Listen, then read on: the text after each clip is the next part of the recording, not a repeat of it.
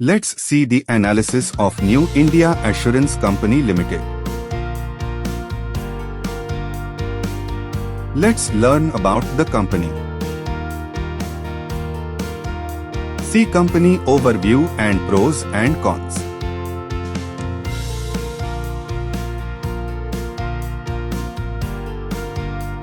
See its quarterly results.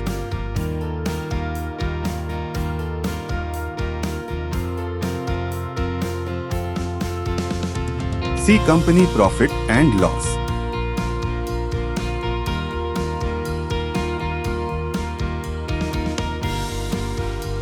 Compounded sales and profit growth. Stock price CAGR. Return on equity. See its balance sheet.